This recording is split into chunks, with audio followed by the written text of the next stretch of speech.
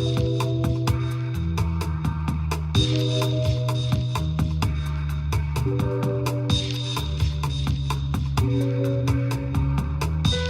sitting in State's Jon Lentz, and my guest today is State Senator Jeff Klein, leader of the Independent Democratic Conference.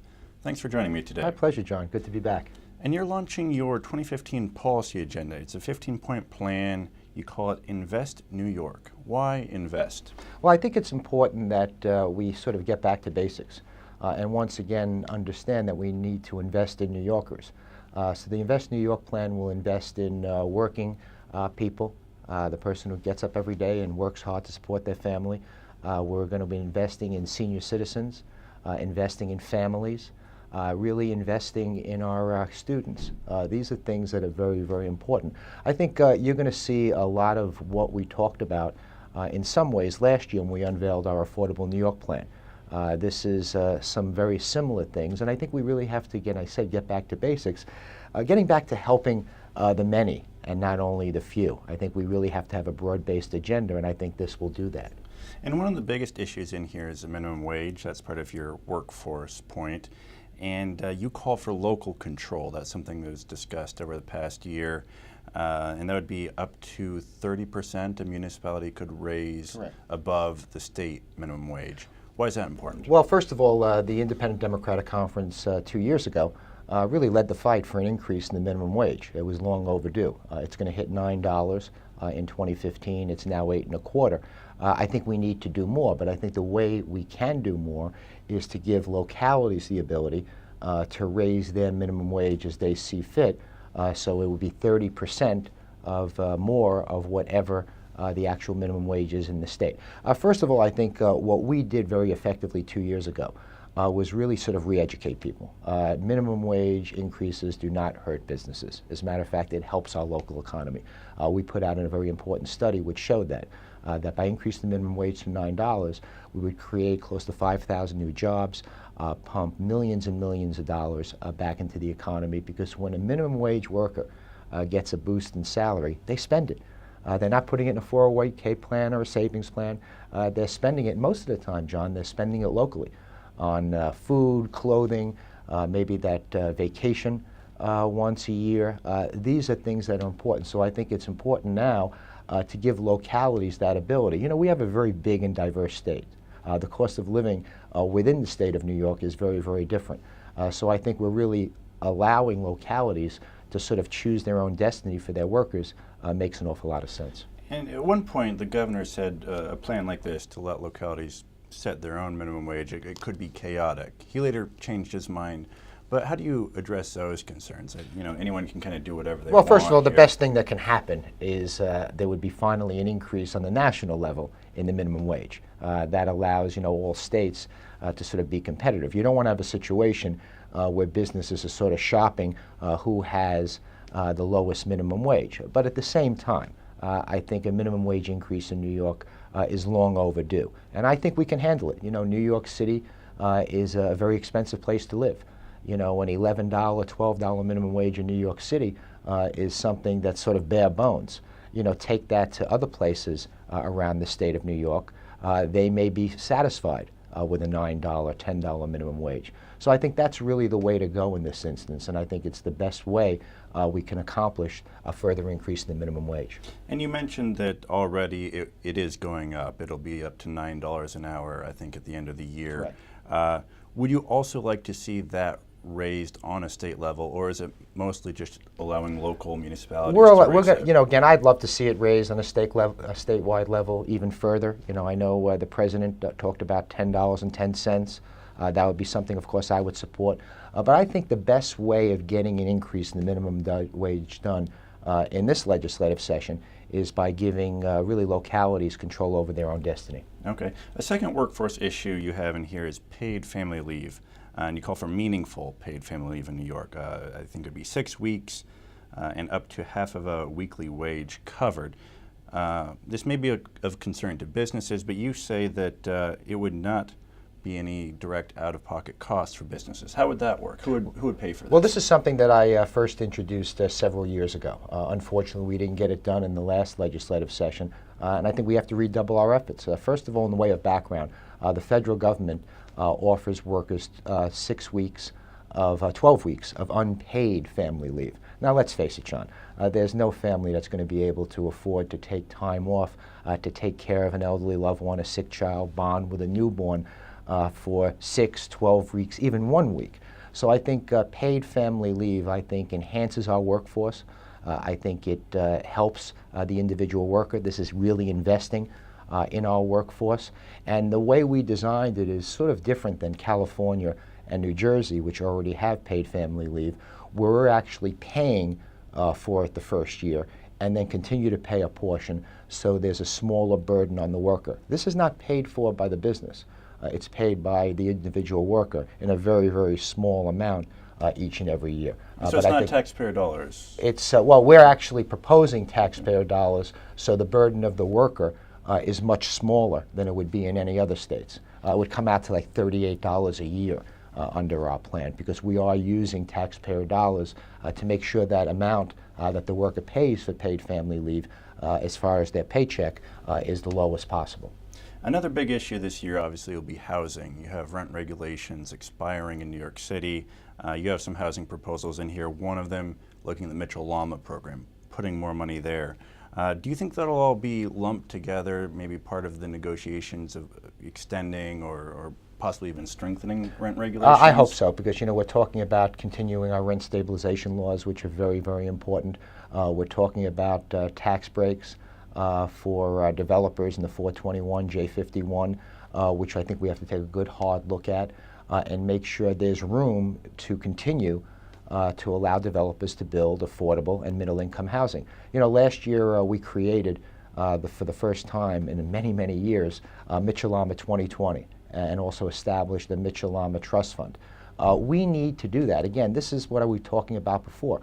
Middle-class workers are really priced out of the housing market in New York City and other big cities around the state. Mitchell-Lama is probably the greatest housing program we ever created in the state of New York, because it allows various income levels to live under one roof, a lot of different income bands. Right now, when we talk about affordable housing, especially downstate, it's usually families who make under $40,000. That's low income. How about the families that make between $50,000 and $125,000 a year? If you think about it, that's our workforce. That's the nurse and the firefighter. That's the police officer and the teacher. They need to be able to afford to live in New York, and the way we're doing it is rather novel. We're creating for the first time a middle income tax credit. That'll enable the developer to have that tax credit, to make it profitable, and it's going to be very, very similar to the low income tax credit, and that's how I think we're going to be able to build thousands and thousands of units, not only in New York City but all over the state, to really house middle-income families. Mm-hmm. And education, also another big issue this year. One thing you mentioned is the education investment tax credit, and that's something that was debated over the past year, didn't make it across the finish line. What do you see as the chances this year? Is there anything that's different that could help that actually pass? Well, I support it. It's something that's extremely important, and I want to tell you something. I saw a coming together of various groups, the Catholic schools, the yeshivas, the private schools, really coming together in a very important way to show how important it is to not only invest in our public education system. I'm a product of the public education system. I believe in it. I think it's still second to none. But at the same time, people need to have a choice. If they want to send their children to a parochial school, they should have the ability to do that as well. We can't withstand the burden of many more of these Catholic schools closing each and every day around the city of New York. Our public education system can't handle any more kids. So I think it's important to us to be able to allow philanthropic donors to enjoy a tax break, have that money go into a form of scholarships, and help not only private schools but public schools, because under the legislation that we introduced, 50% of the money would go to public schools as well. And you have 15 points here. There's a lot of things to look at. Are there any of those that you think are the most likely to pass, or possibly a top priority for you that might actually make it this year? We're going into, of course, this legislative session, hoping, everything is going to pass, because I think these are issues that resonate with all New Yorkers. But I think something that we didn't talk about yet, which is extremely important, is college affordability. I mean, we are creating a generation and a future generation of young people whose dream of college education ends with financial burden. Loans they'll never be able to pay off, no matter how much they make in a new job. So we're, I think, putting together a very, very important approach. First and foremost, we want to be able to have a lock-in of tuition rates. We want to start a program similar to they have in California and Texas, where you can lock in tuition rates now. You actually have a plan where you can pay into that plan. A portion of the money you pay in is tax-free. You can do as little or as much as you want. So after a 10, 15-year period, you lock in a tuition rate, because tuition rates, by the way, in private schools in some cases are going up 34% every year. That's even in state universities. So if we can lock in that tuition rate, provide a mechanism for common sense savings at the end of when a child is actually ready to go to college, the money will be there. The other area is student loans. We want to create two programs. First, we want to allow individuals who have student loans and they decide to go into public service to be able to have a portion of the interest on that loan paid off because of their commitment to public service and if they attend a New York State school. The other area is to enhance a tax credit. The federal government right now allows a college student when they first go into the workforce to take off $2,500 every year on interest on their loan. That's what the federal government does. We need to match that. Let the state do the same thing, $2,500. So allow a college student each and every year to be able to save $5,000 or take $5,000 off on the interest of their loan. That's how we're going to really encourage not only young people to go to college, but be able to make sure that they actually aren't burdened with debt when they do enter the workforce. Now, criminal justice reform, especially after the Eric Garner case and the assassination of those two police officers, that's going to be a major issue. There's a lot of discussion already. That's not in your platform. Any reason why you left that out? Well, it's something that needs to happen, and I'm going to be honest with you, John, I don't have the answers. This is going to be, I think, a very delicate situation. I think we're going to have to look, hard at some of the things we do. Remember something, we're talking about reforming the grand jury system, which has been in existence since common law. We're talking about taking away the power to prosecute a police officer from a local district attorney. I mean, these are things that, we really have to think about. And I think it's very important that we balance the interest of our police officers.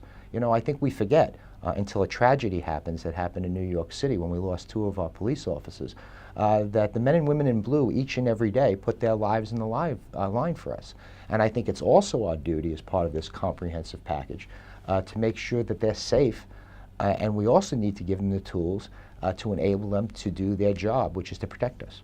And this plan you're putting out follows up on your New Deal for New York. That was a proposal on how to spend that $5 billion from bank settlements. And the governor just came out with a plan for part of that, the $1.5 billion for economic development projects upstate New York. Any response to that, what the governor has called for there, and how that ties in with well, what so you far had I think it's good as long as we dedicate the money, most of the money, to infrastructure. Again, we have not done what we were supposed to over the years because infrastructure, let's face it, it's not a sexy issue. No one wants to deal with it until it's too late. We have a duty to use that money, which is a one-shot, $5 billion, to improve our infrastructure. But just as important as that, it needs to be a job creation tool. So we developed, as I said, and as you said, a New Deal for New York, which is going to have a two-pronged approach. The first is large infrastructure projects, which will be guaranteed that they pay prevailing wage, which are good-paying jobs. The other piece would be a community investment program, which will allow us to do smaller projects. Job creation would be part of that, as well as job training. We want to set up regional wage boards. We want to make sure that the wages don't fall under $15 an hour. This is a way, once again, to allow businesses, and really force businesses in some case, to not only create jobs, but create good-paying jobs. The problem we're having is not only unemployment, it's also wage stagnation. That's what's happening nationally. It's certainly happening in New York. So let's put people on a path not only to get a good job, but continue to have enhanced wages so they can meaningfully contribute to our economy. I think it's going to be part of our mantra this year in the Independent Democratic Conference. If you're going to give the private sector tax breaks, and let's face it, this $5 billion is a tax break. It's taxpayer money. This is based on people who are wronged by various financial institutions. Now that company, that private company, they have a duty not only to create jobs, but create good paying jobs. Senator Klein, thank you as always. It's a pleasure, John.